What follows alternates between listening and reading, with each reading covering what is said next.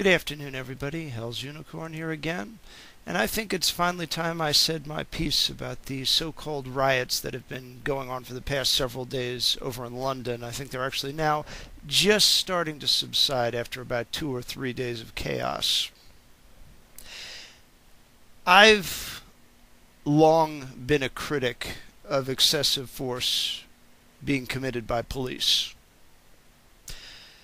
And the story that's associated with at least part of the rationale for these riots occurring is a pretty deplorable one, in my opinion. Yes, it's very likely that the person in question who was shot was probably a criminal of some sort or another.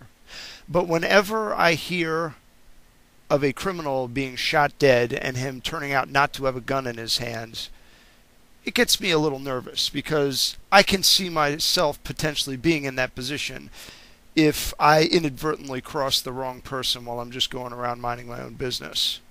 I mean, I don't openly disrespect police officers when I'm out in the open, but it's difficult to respect a lot of the ones that I see whenever I turn on the news or whenever I read articles.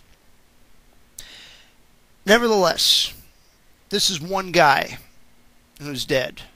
It's horrible, it's a tragedy, but it's one guy. Dozens of families have been ruined, and for as many as 4 or 5 people have been killed and many more injured. Basically, at best based on a temper tantrum, a social temper tantrum by a group of youths in the streets of London. I can't condone this.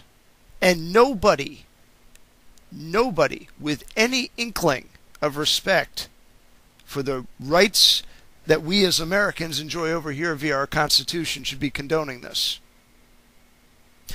I haven't heard Alex Jones actually coming out, and I do listen to him periodically, and say that all of this crap was justified, because nobody with any form of rationality, I know with him, for a lot of people that's debatable, would ever condone mindless, random violence. And just to further illustrate my point, I'm actually going to read a select quote from an article that I'm going to link to. This is actually on the Daily Beast. I don't particularly care for this news outlet, but there's 1 or 2 journalists on here that are actually pretty decent writers. And the one that wrote this is Andrew Roberts, and he's among the better ones. Starbucks and Sony aren't the real targets of these riots. The Patel family from Pakistan and their open all hours corner shop are. Think about all that for a second. And then also, I've seen video footage of looters being interviewed and saying, we're sticking it to the rich guy.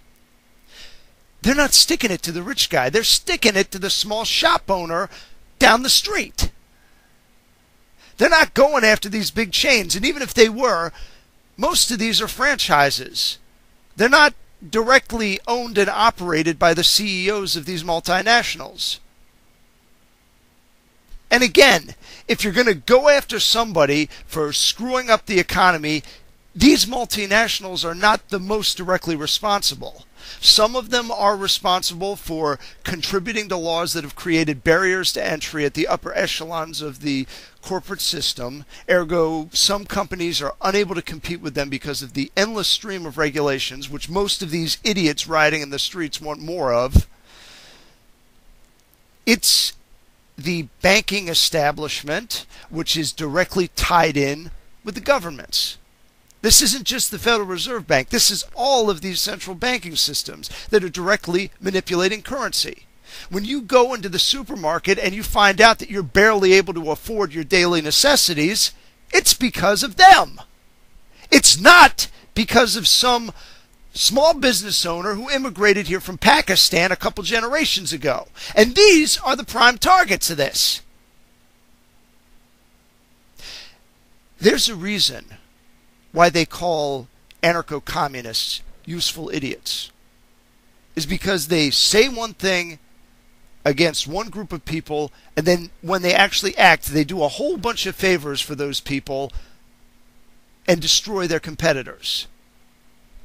You think that Starbucks is going to get hurt by the fact that the local coffee shop owned by some immigrant of modest means do you think Starbucks is going to be hurt by that if one of their competitors gets their shop burned down in an act of pointless, indiscriminate rage? As John Lennon said so himself, you say you want a revolution? When you talk about destruction, you can count me out. And let's talk revolution while we're on the facts, while we're on this subject, since that is the religion of these people, these morons that put a bullhorn to their mouth and spew out all this random crap. There are two kinds of revolution. One that can be supported and one that should not ever be supported but often is.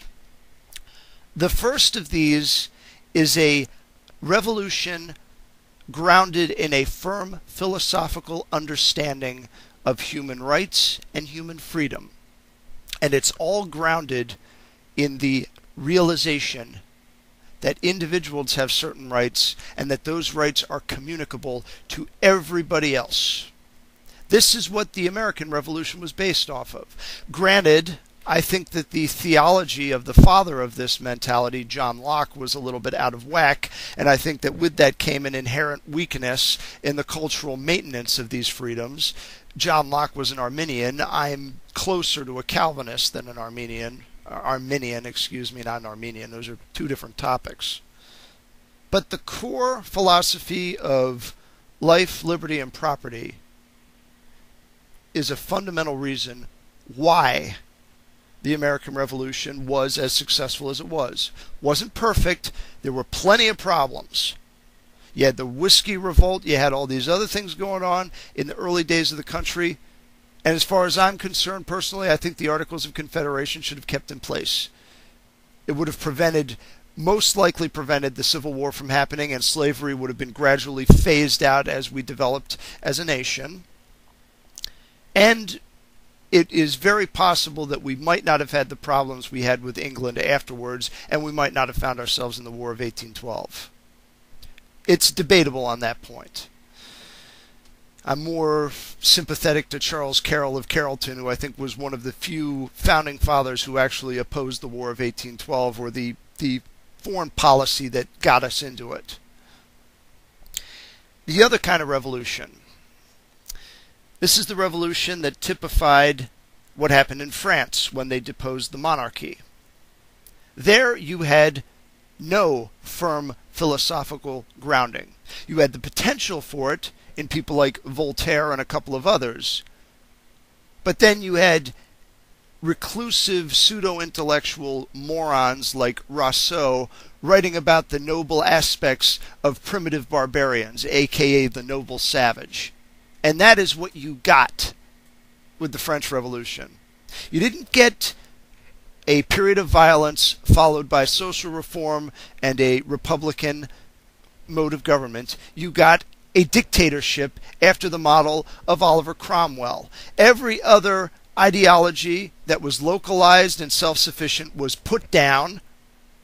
Everybody who disagreed and said so openly was either guillotined or was put in jail for God knows how long. And it paved the way for Napoleon, who wreaked terror over most of Europe. The mechanical aspects of the French Revolution are fairly complex. France was almost completely deprived of a middle class when the Huguenots were massacred and driven out of France. Most of your middle class tradesmen went with them. The moral foundation of the Church of France, the Augustinian and or Jansenist dissenters, also driven out of France, left in its place those conniving rats that you know as Jesuits.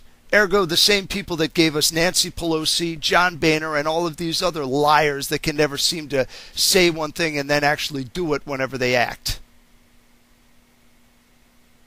That's what France was left with culturally, and as a result, you got what you got. But anyway, I'm just going to cut this short because I'm starting to go a bit long here. Check out the links in the description. and get informed, because the media is definitely not getting it right on this one. With prudence to myself and benevolence to all of you, good evening.